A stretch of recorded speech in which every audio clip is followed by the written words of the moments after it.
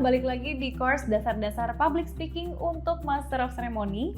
Bareng aku lagi, Rani Raj. Di video kali ini kita akan membahas tentang power opening yang ketiga, yaitu penggunaan kutipan atau quotes ya, yang paling sering mungkin familiar di telinga kita. Nah, penggunaan kutipan atau quotes ini seringkali digunakan oleh public speaker ya untuk lagi-lagi menggait perhatian dari para audiens ya, atau fokus dari para audiens.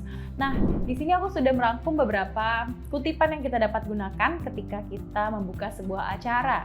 Misalnya penggunaan kutipan dari tokoh yang familiar gitu ya, tokoh yang banyak dikenal, lalu penggunaan kutipan yang menimbulkan keingintahuan gitu ya.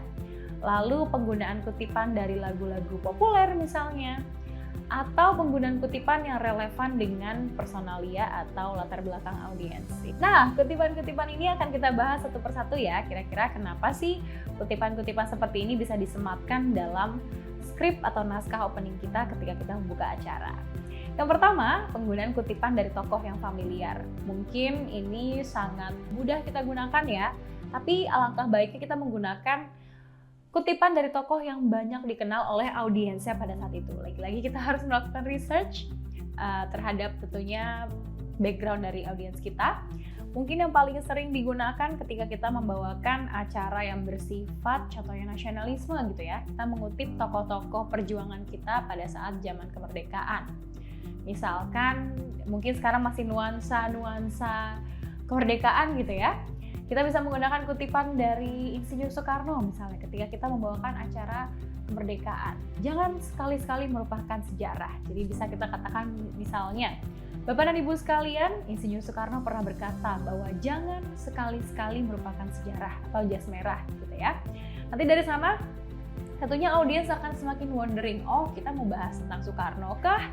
Kita mau bahas sejarah yang mana nih gitu ya? Kita mau bahas sejarah Indonesia kah pada masa perjuangan, atau kita mau bahas sejarah yang lain? Jadi follow up questions yang akan muncul ketika kita menggunakan kutipan itulah yang akan kita kejar sebenarnya ya, agar mereka jadi berpikir gitu ya, mereka akan mengeluarkan pertanyaan-pertanyaan lanjutan dari quotes yang kita sampaikan.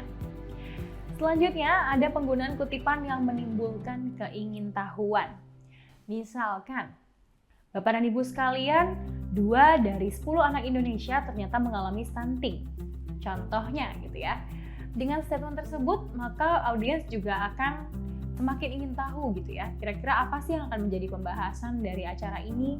Apakah tentang stuntingnya, ataukah kita berbicara tentang penyebab dari 2 dari 10 anak Indonesia mengalami stunting, ataukah kita membahas terkait dengan tindak lanjutnya gitu ya, solusinya.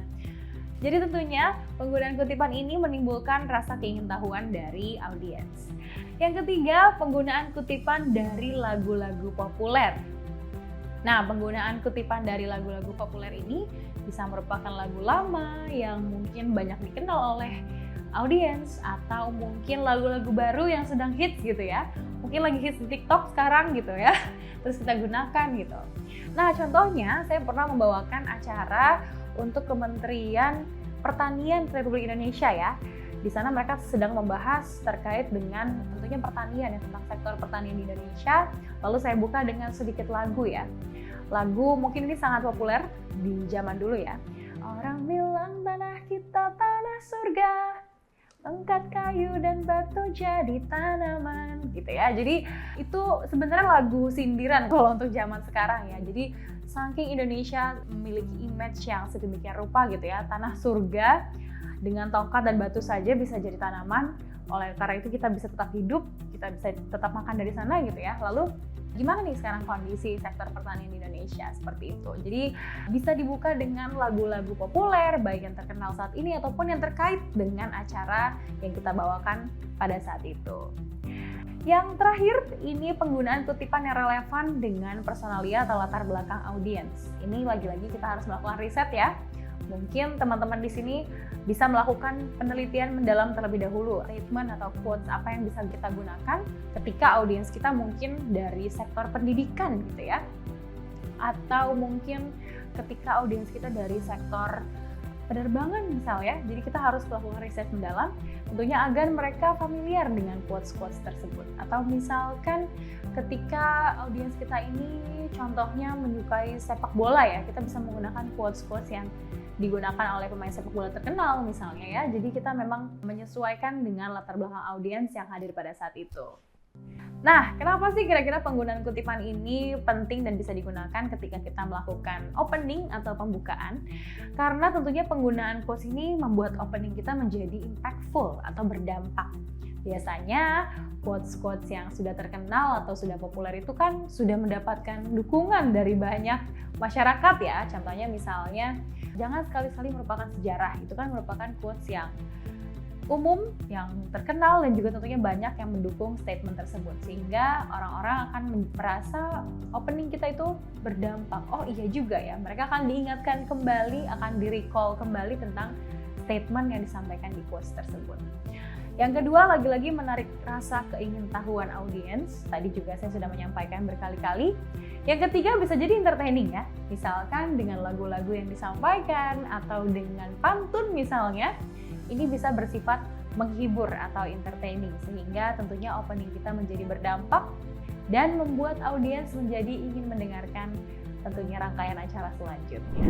Itulah tadi untuk power opening sesi yang ketiga, yaitu penggunaan quotes atau kutipan. Semoga bisa memberikan inspirasi buat teman-teman di sini yang sedang belajar bagaimana sih cara menjadi MC atau public speaking. Dan tentunya kita masih ada jenis power opening lainnya. Untuk itu jangan kemana-mana, ikutin terus video selanjutnya dan I'll see you on the next video.